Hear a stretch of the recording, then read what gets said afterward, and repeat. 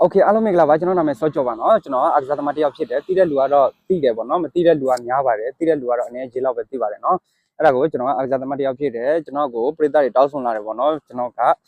အာကစားလုပ်လို့ရှိရင်မြန်မာနိုင်ငံတော့လာကြိုက်ပြီးတော့ကစားပြပါလားကျွန်တော်ကိုတောင်းဆိုလာတဲ့ပရိသတ်တွေကျွန်တော်မြင်နေရတယ်ပေါ့เนาะဒါပေမဲ့ကျွန်တော်တစ်ခါမှလည်းမကစားရဘူးဘာဖြစ်လဲကျွန်တော်မြန်မာနိုင်ငံတော့လာကျွန်တော်စီမှာလည်းမရှိဘူးပေါ့เนาะအခုမြန်မာနိုင်ငံတော့လာကျွန်တော်ဝယ်လဲပြီးကျွန်တော်ကမြန်မာလူမျိုးတစ်ယောက်ပါကြည်တိုင်းမြန်မာနိုင်ငံသားတယောက်ပေါ့နော်မြန်မာနိုင်ငံသားတယောက်ပါဒီတိုင်းရင်းသားဖြစ်တယ်ပေါ့နော်အဲကြောင့်မို့ကျွန်တော်ဘယ်လူမျိုးဘာသာပဲတိုင်းရင်းသားကိုမှခွဲခြားတတ်ပါဘူးအားလုံးချစ်တယ်အခုကျွန်တော်မြန်မာနိုင်ငံတော့အလားကြိုက်ပြီးတော့ကစားပြရည်လဲနော်လူမျိုးဆွဲဝါဒလူမျိုးယူဝါဒတချို့ကြီးမြရည်လဲ